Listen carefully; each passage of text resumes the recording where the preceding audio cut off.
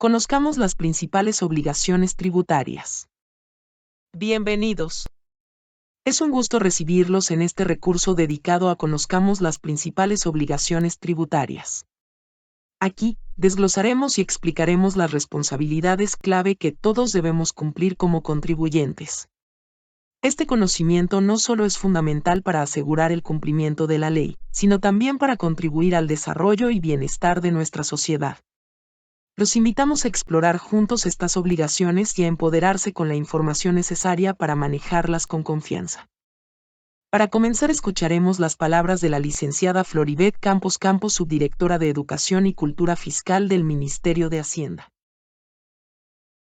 Espero se encuentren muy bien. Les saluda Floribet Campos Campos, subdirectora de Educación y Cultura Fiscal de la Dirección de Servicio al Contribuyente. Hoy le vamos a comentar que, una vez atendida la creación del emprendimiento y realizando la inscripción como deber formal ante la Dirección General de Tributación, se entra en un proceso de su desarrollo, crecimiento y fortalecimiento, momentos de esfuerzo que se acompañan del debido respaldo documental. Representa la ejecución del qué hacer en el día a día para atender la forma responsable y transparente el debido cumplimiento que se vincula a la actividad económica efectuada. Hacer constar cada transacción de venta o compra, tanto de bienes como de servicios. Permite asegurar la verdad real en el momento en que ocurre, ni antes ni después. Se le conoce como la prueba idónea, que justifica cada acto, hecho o acuerdo efectuado en el negocio, rindiendo las cuentas entre los dueños, socios o terceros que quieren o pueden revisar lo efectuado. Aprovecho para resaltar la importancia de evitar situaciones de omisión, datos injustificados, incompletos o inexactos, que podrían provocar sanciones que en extremos de gravedad se podrían calificar como delito por fraude a la hacienda pública. Por eso ejercemos su derecho a estar informado, con una educación en materia fiscal, mostrando las reglas que acompañan a los contribuyentes que, por su actividad económica o cantidad de ingresos, deben estar en el régimen general o también conocido como tradicional. Saber lo que hay que hacer de la mano con la creatividad, la innovación y plan de administración adecuado en su negocio faculta tener el éxito de su oficio o empresa y a la vez apoyar de forma solidaria el bienestar común, ya que entre más rendimiento económico se disponga, mayor es la capacidad contributiva para el sostenimiento de los gastos públicos. Finalizo agradeciendo la atención e interés de la enseñanza en temas tributarios a los docentes y estudiantes de las especialidades de la familia de Contabilidad, Banca y Finanzas, coordinado por medio del señor Norwin Romero Campos, asesor nacional de contabilidad del Departamento de Especialidades Técnicas del Ministerio de Educación Pública, a la señora Inés Cogua Morales, asesora nacional del Departamento de Gestión de Recursos y autoridades que lo respaldan por parte del Instituto de Desarrollo Profesional Uladislao Gámez Solano, por el apoyo, disposición y visualización que le dan a esta valiosa información. También se agradece a la ciudadanía en general que puede visualizar este webinario y participar escuchando esta información para que, en conjunto, seamos conscientes de la importancia de la contribución fiscal de forma correcta y oportuna. Muchas gracias por el compromiso demostrado. Para continuar tendremos las palabras del señor Norwin Romero Campos, asesor nacional de contabilidad, Unidad de Planificación y Desarrollo Curricular, del Departamento de Especialidades Técnicas de la Dirección de Educación Técnica y Capacidades Emprendedoras. El Departamento de Especialidades Técnicas de la Dirección de Educación Técnica y Capacidades Emprendedoras, a través de la Asesoría Nacional de Contabilidad, les da la más cordial bienvenida a este nuevo recurso educativo denominado Conozcamos las principales obligaciones tributarias. Estos recursos, que son elaborados por medio de expertos del Ministerio de Hacienda, servirá para el proceso de mediación pedagógica para los estudiantes y las personas docentes de las familias de contabilidad, banca y finanzas. Espero que este recurso sea de mucha y valiosa ayuda para todas las actividades que se generan dentro del aula. La exposición está a cargo de la licenciada Maribel Núñez Barbosa de la Subdirección de Educación y Cultura Fiscal del Ministerio de Hacienda. Escuchemos. De parte del Ministerio de Hacienda, le damos la más cordial bienvenida a este webinario sobre las principales obligaciones del régimen general, enfocado a los contribuyentes que están en este régimen principalmente. Y mi nombre, y voy a estar compartiendo con ustedes, es Maribel Núñez Barbosa y soy funcionaria de la Subdirección de Educación y Cultura Fiscal de la Dirección General de Tributación. Sin más, damos inicio. Vamos a conocer un poco sobre las principales obligaciones tributarias de aquellos contribuyentes que se encuentran en el régimen general. En webinarios anteriores, hemos visto que están en este sitio, hemos visto que una de las obligaciones es inscribirse como contribuyente y además emitir comprobantes electrónicos. Vamos a ver aquí algunos requisitos para el uso de estos comprobantes. Como bien les decía, hay que estar registrado en el portal ATV, que es independiente de la inscripción, pero sí un requisito necesario para esto. Entonces, una vez registrados en el portal, debemos entonces llenar el formulario de 140 de inscripción.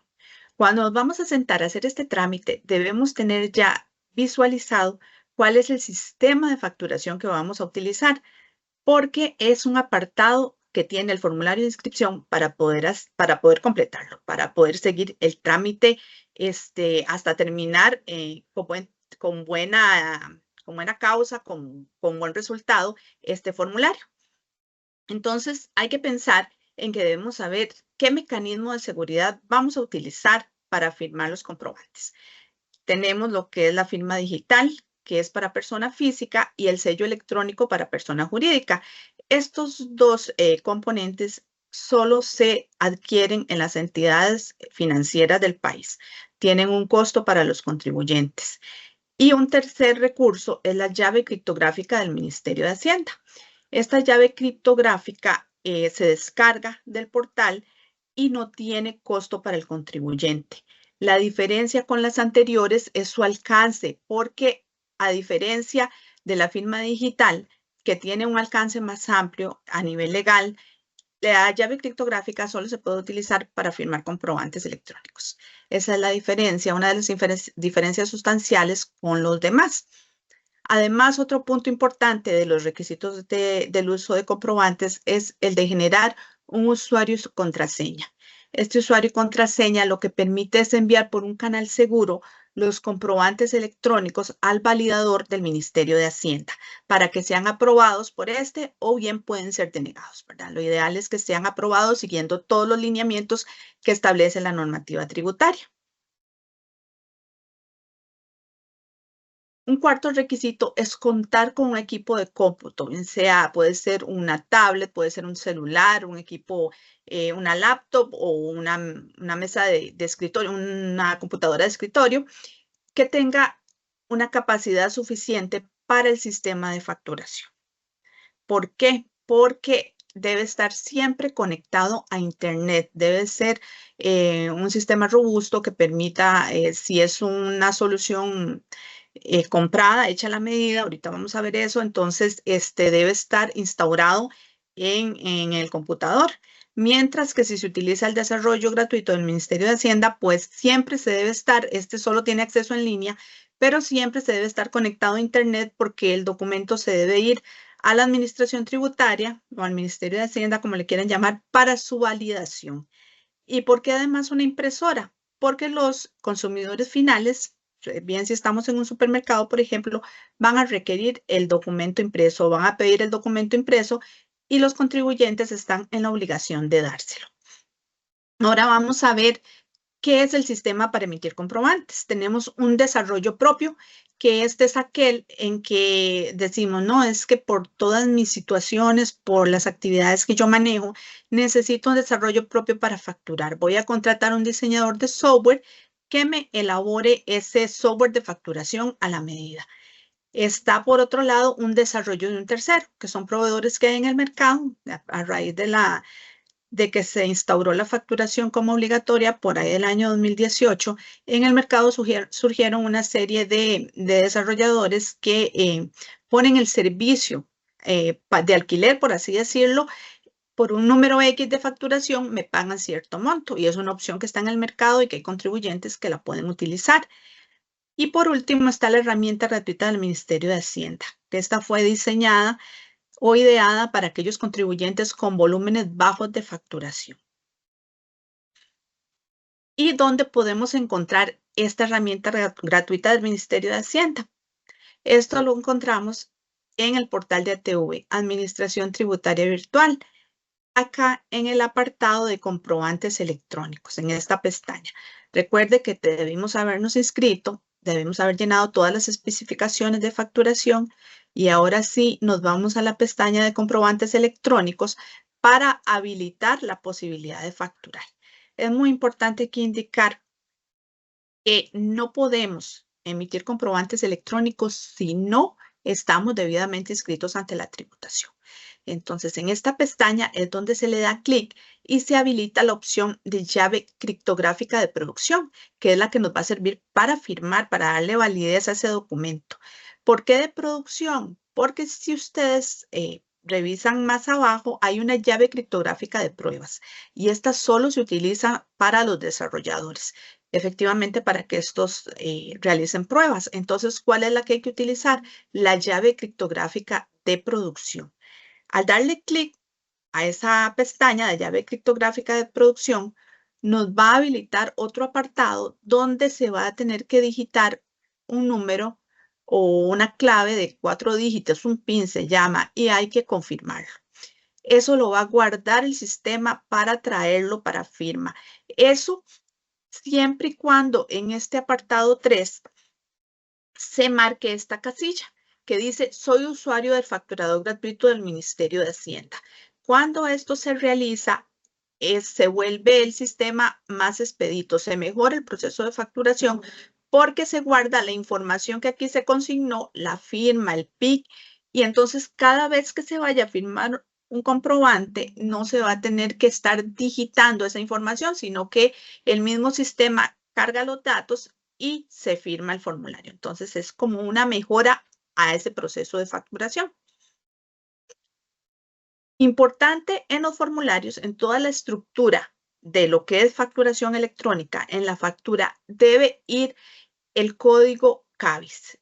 Esto a partir del 2020 se estableció el uso del catálogo de bienes y servicios CABIS, que es un listado de uso obligatorio en los comprobantes electrónicos para estandarizar los bienes y servicios que se comercializan en el país. Este catálogo es un Excel, básicamente, y viene con unas tarifas de IVA de referencia. ¿Por qué digo de referencia? Porque puede ser que la tarifa o el porcentaje de IVA que venga en determinado bien o servicio no sea necesariamente la que la normativa ha establecido. Entonces, es responsabilidad del contribuyente asegurarse que ese código CABIS coincida con el que está en la normativa y poner el código o indicarlo en la factura el código CABIS correcto. Es obligatorio en la facturación. Por lo tanto, si no se indica en la misma, no va a poder proseguir el contribuyente en el llenado del comprobante. Este catálogo es un listado de bienes y servicios. Esto siempre se hace hincapié porque a veces las personas confunden con la actividad económica. No es la actividad económica, es lo que se transa en el país. Para ponerles un ejemplo, un profesional en abogacía, un abogado, un profesional en derecho, esa es su actividad. Así está registrado ante la administración tributaria. No obstante, ¿cuál sería un bien o un servicio que este profesional presta? Pues la emisión de una certificación de ingresos, por ejemplo. Entonces hay que tener claramente separados esos conceptos para que cuando vayan a buscar en el catálogo CABIS ubiquen bien el bien o el servicio que están comercializando, que están transando en el país. ¿Dónde encuentro la información sobre los CABIS? Esta información, el repositorio está en el sitio web del Banco Central de Costa Rica, en la sección de indicadores económicos. Nos vamos a buscar acá a indicadores económicos y vamos a ubicar lo que es el catálogo de bienes y servicios CABES. Al darle clic acá en indicadores económicos, si se van a buscar a la página del banco, se les va a habilitar esta ventana donde vamos a encontrar el catálogo vigente con los códigos de bienes y servicios. Básicamente es un Excel que se descarga al darle clic y ahí están todas las líneas con los diferentes bienes y servicios que se transan en el país. La otra opción que se les presenta a los usuarios es la búsqueda por medio de una pestaña de buscador, la búsqueda de un determinado bien que se comercializa.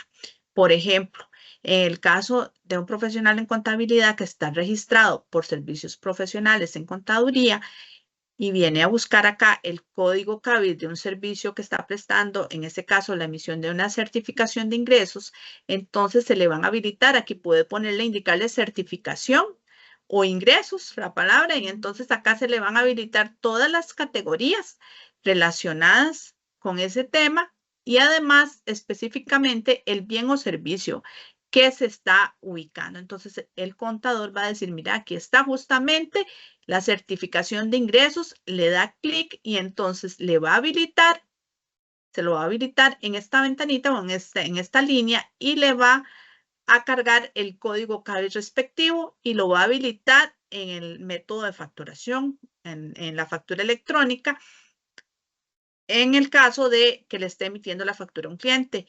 Esto no se hace cada vez que se esté haciendo una factura porque es un poco engorroso tanto para el contribuyente como para el cliente. Entonces, ¿qué se hace? Se tienen unas plantillas y se carga la información y se guardan esas plantillas en el facturador para que cuando ese contribuyente, ese abogado, ese contador, ese médico vaya a hacer nuevamente una factura, pues ya en su plantilla tenga todos los servicios que presta y de una vez le dé clic y lo habilite para facturarle a sus clientes, bien sea un servicio o la venta de un bien específico. Vamos a ver qué comprobantes electrónicos contiene el sistema de facturación. Existe el que conocemos más comúnmente, vamos a ir acá como las manecillas del reloj, la factura electrónica. Está por otra parte el tiquete electrónico. Ahora en la siguiente diapositiva vamos a detallarlos un poquito. Está la nota de débito, la nota de crédito electrónicas, está la factura electrónica de exportación y está la factura electrónica de compra. Estos son todos comprobantes electrónicos autorizados por la DGT. ¿Qué funcionalidad tienen? Bueno, la factura electrónica es para todos los efectos el respaldo, el documento que respalda la venta de bienes y servicios en el territorio nacional, tanto la venta como la compra, o sea, respalda los ingresos y los gastos. En el caso del tiquete electrónico, es de igual manera un documento autorizado, pero únicamente para operaciones con consumidores finales. ¿Qué quiere decir esto? Que un tiquete electrónico no puede ser utilizado para la justificación de gastos o para la aplicación de créditos fiscales. El tiquete electrónico es básicamente para un eventual reclamo por parte del consumidor cuando el bien que adquieren le sale con alguna deficiencia. Las notas de crédito y notas de débito electrónicas, estos son comprobantes que permiten modificar los efectos contables de una factura o un tiquete ya emitido. ¿En qué consiste esto? Puede ser que el contribuyente emitiera una factura y resulta que se dio cuenta que indicó mal la cantidad. En vez de poner una unidad, puso 10 o indicó 10. En vez de poner 100,000 colones en el monto, puso 1,000,000. Entonces, todas esas cosas pueden ser corregidas mediante estas notas de crédito y débito. ¿Por qué? Porque una factura emitida por el contribuyente ya no se puede anular. Ya esa factura nació y solo en el caso de que la administración tributaria la rechace, no nace a la vida, por así decirlo, como factura, pero ese número no se puede volver a emitir más. En la factura electrónica de exportación, este es un comprobante para aquellos contribuyentes que realizan ventas al exterior. Entonces, emiten este documento. Importante en este caso de los comprobantes electrónicos. Es responsabilidad de todos los contribuyentes almacenar los comprobantes electrónicos por un lapso de al menos 5 años por los medios que considere convenientes. Eso sí, para que estén disponibles en el momento en que la administración tributaria vaya a hacer una inspección o una fiscalización. Les mencioné en un inicio que estábamos enfocándonos a lo que es el régimen general en este tema.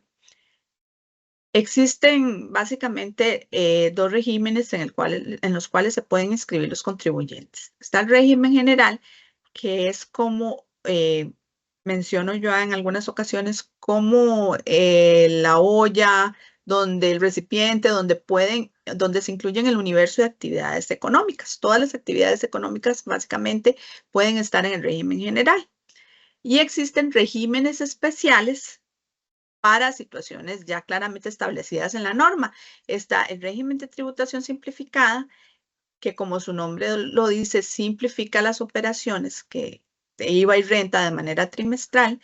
Y está el régimen especial de bienes usados y el régimen especial agropecuario. Estos regímenes especiales son tema de otro webinar. Ahorita nos estamos centrando en lo que se conoce como régimen general o régimen, lo que era antes el régimen tradicional. Y este régimen se basa en un impuesto de renta y un impuesto sobre el valor agregado como principales obligaciones de todos los contribuyentes. De acuerdo a la realidad de negocio del contribuyente, esto puede variar, ¿verdad? Puede tener diferentes obligaciones aparte de estas dos, pero estas son las más generales, por así decirlo. En el ATV, esta lista que ustedes observan a mi derecha es las declaraciones o los formularios para declarar las diferentes obligaciones que están a este momento en el ATV. Estos formularios se alimentan de la información derivada de las actividades económicas que tienen tanto las personas como las empresas de acuerdo a las actividades que realizan, actividad o actividades que realizan. Estos formularios tienen el carácter de declaración jurada. Por lo tanto, todo lo que ahí se incluya se da por cierto por parte de la administración tributaria. Por eso es importante que se alimente con información veraz, porque en una eventual revisión de la administración tributaria y que determine lo contrario, pues pueden haber sanciones inherentes a esa situación. Por eso la importancia de que consideremos que estos documentos son declaraciones juradas por parte del contribuyente. En cuanto a estas principales declaraciones, que es el impuesto sobre la renta y el impuesto sobre el valor agregado, o sea, principales obligaciones que tienen sus declaraciones, el impuesto sobre la renta se paga en función de lo que se gana. Por eso se conoce que es un impuesto directo, porque grava de forma directa la capacidad económica de los contribuyentes. La periodicidad de este impuesto es anual. El impuesto sobre las utilidades es como la parte que grava aquellas empresas físicas o jurídicas que reciben o perciben ingresos en el país. El término concepto de renta es un poco más amplio, cubre otras obligaciones. El periodo del impuesto ordinario en el país es del 1 de enero al 31 de diciembre. Esa es la periodicidad anual, es el año natural. Y se declara y paga con el formulario de 101, la versión 1, la que está en ATV es la versión 1. El plazo de la presentación es de 2 meses y 15 días naturales una vez finalizado el periodo fiscal. Enfocándonos en el año natural, esto quiere decir que si el 31 de diciembre cierra el periodo fiscal, los 2 meses y 15 días nos estarían llevando al 15 de marzo. Como fecha límite de presentación y pago de esa declaración. Importante no esperarse hasta el último día para hacer la presentación y el pago correspondiente, si así se da, ¿verdad? Si hay puesto por pagar. Importante esto porque a veces nos esperamos hasta el último día y puede suceder cualquier eventualidad como un fallo en la luz, un fallo en el internet, y ya si se presenta tarde, pues hay sanciones relacionadas con esa situación. En el impuesto sobre el valor agregado, este es un impuesto que se considera un impuesto indirecto porque no va en función de las ganancias del contribuyente. Más bien se paga en función de lo que se consume. Entonces, si se consume poco, se paga poco de este impuesto. Si se consume mucho, se paga más impuesto y no tiene ninguna relación con con los ingresos que tiene la persona que está consumiendo. La periodicidad de este impuesto es mensual. El contribuyente, importante aclarar acá, el contribuyente es un agente retenedor que establece la ley, o sea, retiene ese impuesto porque el consumidor final es quien paga este tributo a la hora de consumir. Por lo que consume es que paga. ¿Qué hace el agente retenedor? Pues retiene ese impuesto, lo entera al fisco mediante un formulario 104 versión 2, que es el impuesto sobre el valor agregado, que se dio con la reforma, este nuevo formulario. El plazo de la presentación para esta declaración son 15 días naturales una vez que ha finalizado el periodo fiscal. Entonces, situándonos en el mes de enero, el primer mes del año, que es la primera declaración que se presenta en el periodo, entonces se cierra al 31 de enero y se tiene los 15 días, primeros 15 días del mes de febrero para la presentación y pago de la declaración de enero.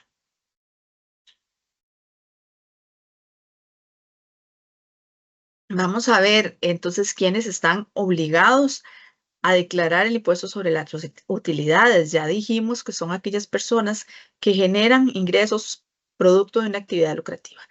Estas personas pueden ser físicas o jurídicas. Entre las personas jurídicas pueden estar incluidas las instituciones del Estado si tuvieran alguna actividad económica desarrollada. Y dentro de las personas físicas, estas pueden ser nacionales o extranjeras. Están en igualdad de condiciones a la hora de pagar este impuesto, pagar este tributo. ¿Y con base en qué se paga este impuesto? Bueno, tenemos que definir una renta bruta. Esta renta bruta es el total de ingresos o beneficios obtenidos.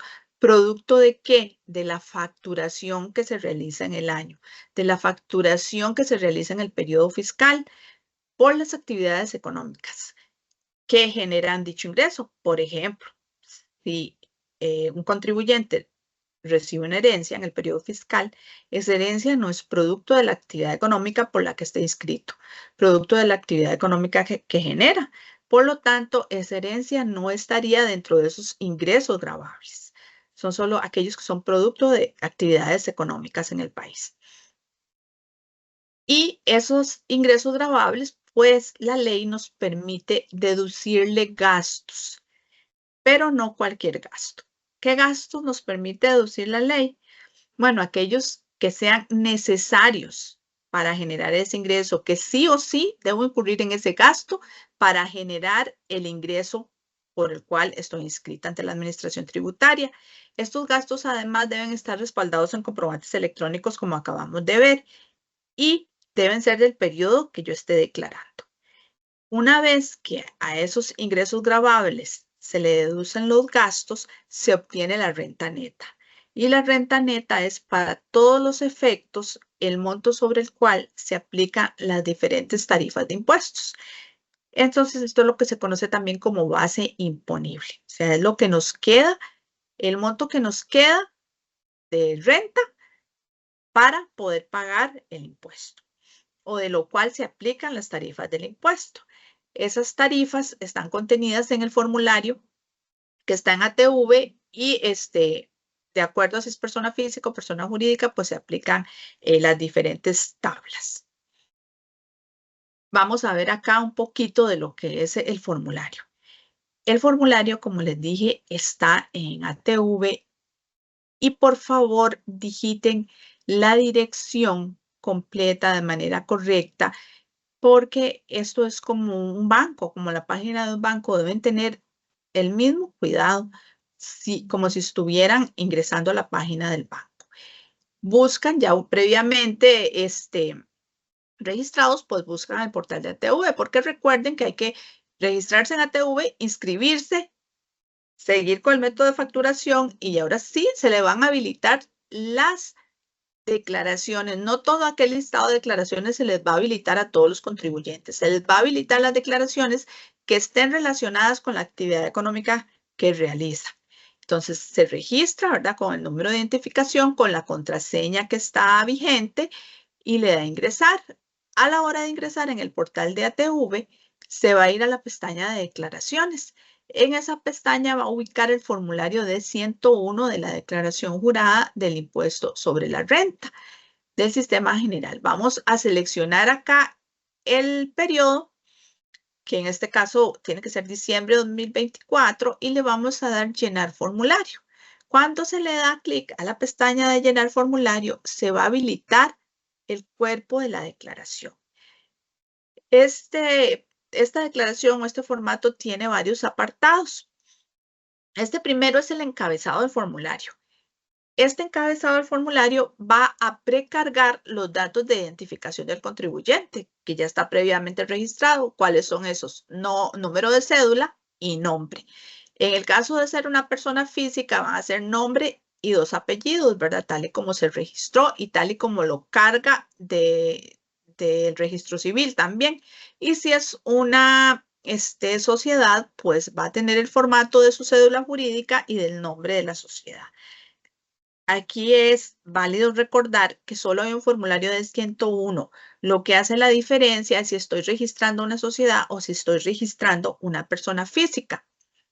Esta casilla de rectificativa solo se marca en el caso de que yo vaya a corregir o de que el contribuyente vaya a corregir una declaración ya previamente presentada.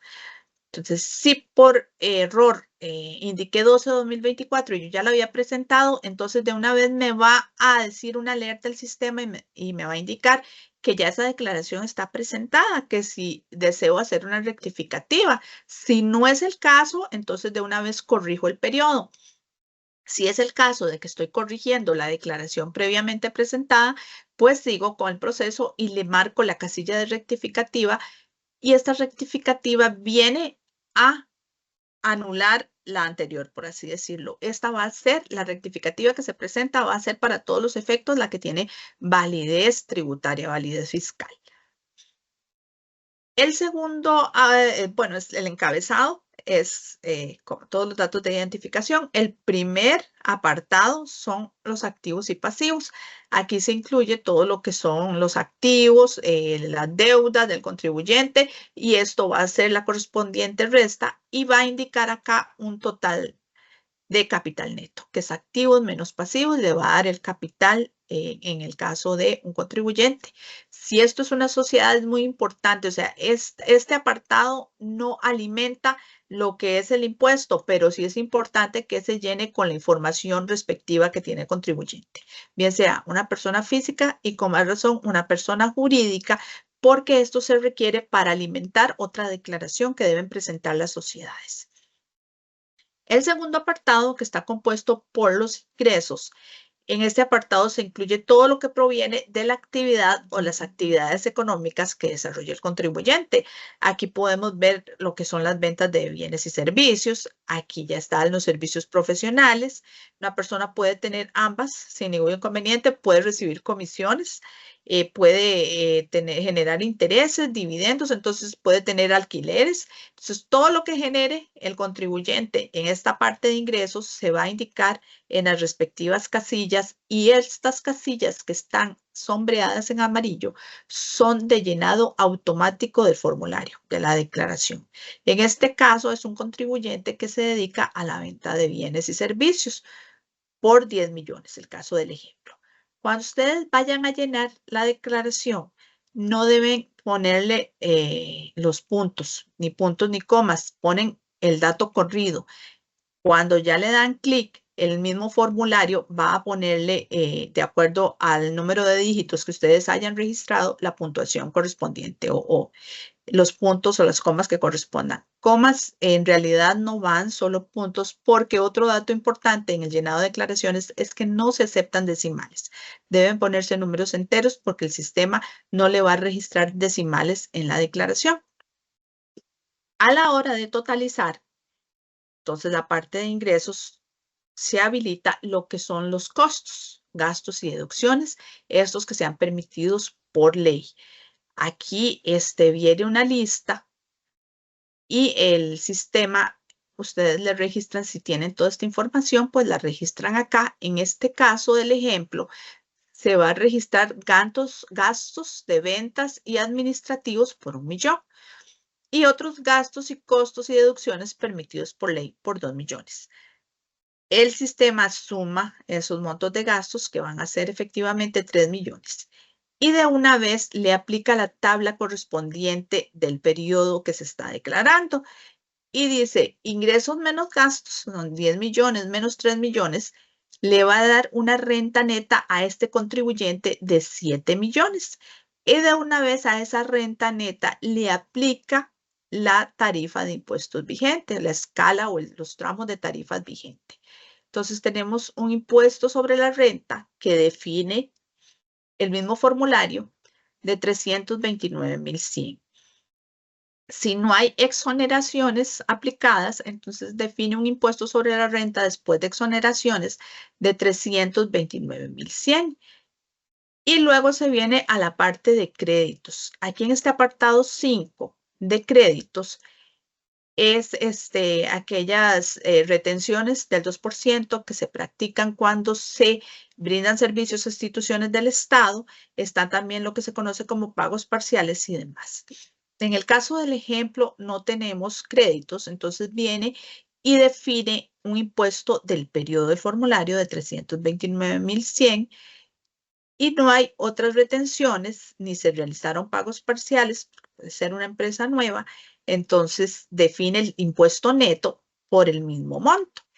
Y en la liquidación de la deuda tributaria, aquí es donde se toma en cuenta si se está presentando tarde la declaración, entonces el sistema calcula intereses, o si se tiene un monto para compensar también, que se tiene un monto ahí de otros años o de otros impuestos y que va a compensar esa deuda. Pero en este caso no hay. Entonces se trae la misma deuda de 329,100 y es la deuda del impuesto que se va a cargar, se le da a presentar a esta declaración y se sube al portal de ATV y queda para pago por parte del contribuyente. ¿Cómo se paga? Bueno, ahorita lo vamos a ver los medios de pago.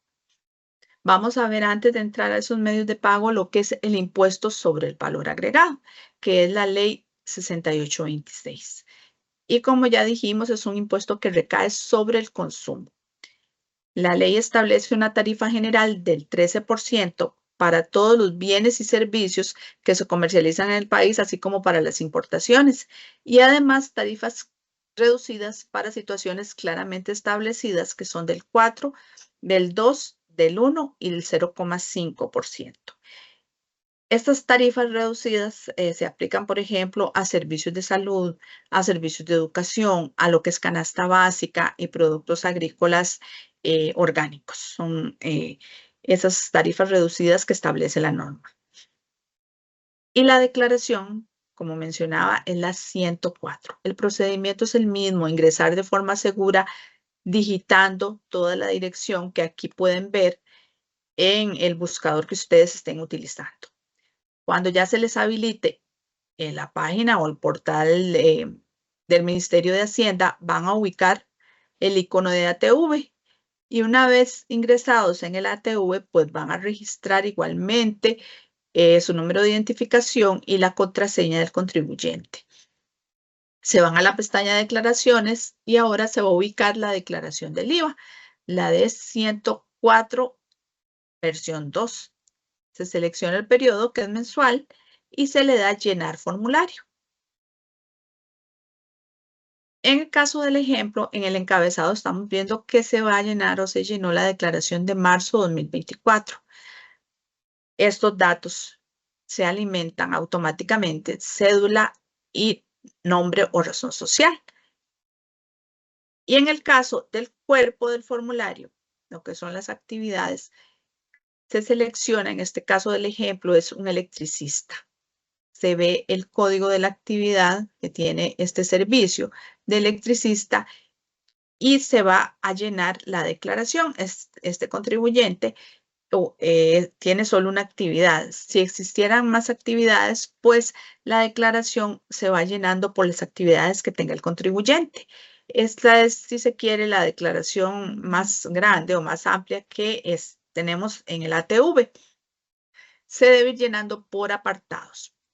Está el apartado de ventas y se tiene que llenar si se tiene o no se tiene las diferentes tarifas que establece la norma. Si solo las tarifas del 13%, como aquí vimos, entonces la actividad de electricista no tiene actividad reducida, es una tarifa del 13%, y las otras entonces hay que marcarles no, porque si alguna se queda sin marcar, le va a dar incompleta en el llenado, en la validación de la declaración. En este caso son servicios, ¿verdad? Vimos que es un servicio de electricista. Este electricista ese mes prestó servicios por 750,000 colones. Lo llenamos en esa casilla y la declaración la valida acá en ventas grabadas con el 13%. Entonces viene acá la otra parte que es las compras del periodo y se llena también aquellas casillas de sí o no, de acuerdo a la actividad que tenga, de acuerdo a la realidad económica. Son compras con IVA soportado, porque se pagó un IVA al comprarlo. Y de bienes y servicios, entonces son aquellas nada más, en el caso de este ejemplo, afectas al 13%, porque no se tienen compras ni al 8%, compras tampoco al 4, ni al 2, ni al 1. Son solo compras al 13. Tanto de bienes como de servicios se registran en estos apartados. Solo las partes que están en blanco se habilitan para llenado. Totaliza el mismo sistema y de igual manera trae la información al total de las compras. Se le da validar y guardar para poder continuar con el llenado del formulario. Si algo falta por llenar, entonces le va a dar un mensaje.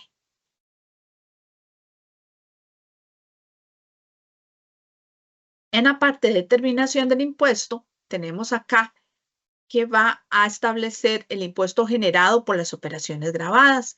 En este caso es el 13% sobre los 750,000 de ventas que realizó este contribuyente. Son 97,500. Y en cuanto a los créditos del periodo, son las compras que ese contribuyente realizó relacionadas con la actividad económica por el 13%, que les va a dar un monto de 8,450. Este monto de acá se le resta al impuesto. Y entonces eso va a darnos un impuesto neto del periodo, que es 89,050. Eso viene y lo totaliza el sistema acá porque no hay saldos a favor ni aplicación de saldos deudores. Entonces se le da a validar a ese apartado y la declaración guarda esa información. Por acá, en la liquidación tributaria, entonces ya viene y carga el total de deuda tributaria de 89,050. ¿Por qué? Porque no tenemos establecidos acá datos en las demás casillas, retenciones ni saldos a favor, que estos montos vienen a disminuir el total de deuda tributaria a la hora de liquidar. Pero como no hay datos registrados acá para efectos del ejemplo, entonces se indica el total de deuda tributaria de 89,050. Se está presentando a tiempo, entonces no tenemos intereses registrados y el total de deuda es 89,050 colones. Se le da a validar, se le da a presentar y ya esta declaración para todos los efectos queda presentada en el portal ATV de la Administración Tributaria Virtual y lista para ser cancelada por el contribuyente.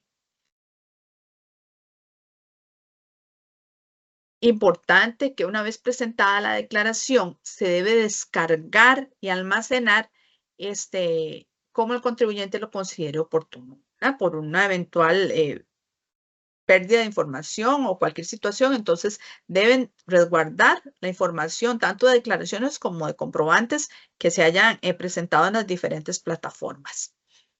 Y ahora sí, aquí vamos a retomar los medios de pago. Como les decía, las declaraciones quedan presentadas en tiempo y en forma, como les decimos nosotros, y entonces ya están listas para cancelar. Hay varias formas para cancelar.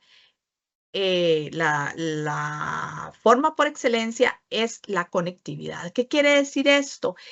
Que a la hora de subir la declaración al portal ATV, o sea, darle presentar y quedar ahí presentada y registrada, puedo ir a la agencia del banco, y ahorita lo vamos a ver, y para cancelar. Está el débito en tiempo real, la conectividad, el pago con documento impreso, que esta es para situaciones muy específicas, y la compensación.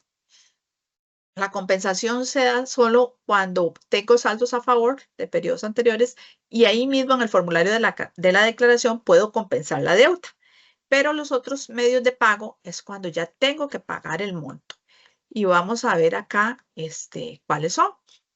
La conectividad, como les decía, yo ingreso al Internet Banking, o sea, la página del banco donde tengo mi cuenta. En el caso del Banco de Costa Rica, Banco de Vivienda, BAC San José, Copenae y el Banco Nacional y sus corresponsales. ¿Qué hago ahí? Pues busco en servicios públicos, como cuando voy a pagar el recibo del teléfono, el recibo del agua, busco servicios públicos, ubico Ministerio de Hacienda y ahí voy a buscar impuestos sobre el valor agregado y voy a pagar esa declaración que acabo de colocar en conectividad, que acabo de subir por 89,050 colones. Y le hago el débito de mi cuenta, de la tarjeta que yo tengo registrada. Eso es lo que se conoce como conectividad. Igualmente puedo ir a las ventanillas de los bancos, apersonarme y decir, vengo a pagar, dar el dato del número de cédula, de identificación del contribuyente y decir que se va a pagar el impuesto respectivo, el impuesto que está ahí pendiente, bien sea impuesto sobre la renta, bien sea IVA o cualquier otro impuesto. Y ese es el sistema que se conoce como conectividad. En el caso de débito en tiempo real, es cuando la administración tributaria se convierte, como les digo, en una agencia bancaria. Se registra una cuenta para el pago en línea, para el pago en tiempo real. Se registra la cuenta IBAN en el portal. Esto no quiere decir que la administración tributaria va a rebajar el monto de la deuda cada vez que ingrese una declaración. El contribuyente es el que tiene el control de esa cuenta y es el que dice voy a pagar esta o voy a pagar la otra. Si el contribuyente no da, por decirlo así, el aval mediante su intervención en el ATV, esa cuenta no se paga aunque tenga una cuenta IBAN registrada y aunque tenga dinero, ¿verdad? Entonces eso es muy importante para tranquilidad del contribuyente, saber que aunque registre una cuenta IBAN y que ingresado al portal de ATV pueda de una vez realizar el pago, es un acto que debe hacer el contribuyente, ¿verdad? No lo hace la administración tributaria. En el caso del documento impreso, el pago con ese documento es autorizado por la administración tributaria a ciertas entidades recaudadoras, como se ve ahí en la lista, para recibir documento impreso como la FICE, la Vivienda, el Banco Catay, el Banco Promérica, el BAC San José, el Banco de Costa Rica, Scotiabank y el BCT. Estas listas pueden variar eventualmente, por eso es importante consultar el sitio web del Ministerio de Hacienda siempre. Y esto es para que se pueda pagar con un documento impreso, pero para situaciones, como les decía, totalmente previstas y establecidas por la administración tributaria. En este caso, tenemos acá, ya para finalizar, lo que es la plataforma para consultas, info y asistencia. Aquí hacemos consultas generales, situaciones de reposición de clave de ATV si se nos perdió. Y también esta plataforma tiene un chatbot, que es un asistente virtual al cual le podemos consultar a ver si no necesitamos presentar un documento, un incidente, por así decirlo, en info y asistencia. En cuanto a la plataforma Travi, ya esta es para trámites ya más específicos de un contribuyente. Por ejemplo, que quiere que le revisen los pagos parciales, que quiere que le limpien la situación tributaria porque le aparece ahí una deuda y tiene todos los comprobantes de que ya está cancelada esa deuda. Entonces se presenta el trámite respectivo ante esta plataforma Travi por parte del contribuyente con los documentos de respaldo. Y están las ayudas audiovisuales, que este es un apartado muy importante que brinda información tanto a través de manuales como a través de videos, de presentaciones sobre los distintos trámites, sobre los distintos impuestos y obligaciones que tiene cada contribuyente. Y por último, tenemos también lo que es la asistencia mediante el Centro de Información Tributaria, accesando al número telefónico 2539-4000. Esos son los sistemas, todos los sitios para comunicarse con la administración tributaria de diferentes formas. Importante para los contribuyentes, importante para los estudiantes conocer que la administración tributaria tiene núcleos de asistencia fiscal conocidos como NAF. Estos núcleos se han establecido en la Universidad de Costa Rica, en la Universidad Fidelitas, y ahorita tenemos el último que se inauguró en la sede de la UNED en Jicaral. Ellos brindan asistencia a los contribuyentes para trámites básicos en lo que es la materia tributaria. Y como son estudiantes avanzados de la carrera de contabilidad y finanzas, pues también nos orientan en la parte contable. Estos estudiantes son capacitados por funcionarios de la administración tributaria en diferentes temas y tienen a su vez un profesor coordinador que los respalda también en conocimiento porque ellos son de la parte contable. Aquí les queda a disposición los canales a los cuales los pueden contactar, bien sea número de teléfonos en estos casos, correos electrónicos o las diferentes redes sociales que pueden utilizar para contactarse con estos NAF que les pueden ayudar en potenciar sus emprendimientos, todavía en el desarrollo tanto contable como tributario. De mi parte, eso es todo con este tema. Espero les haya sido de utilidad y de interés para el desarrollo de sus emprendimientos y de las diferentes funciones. Muchas gracias.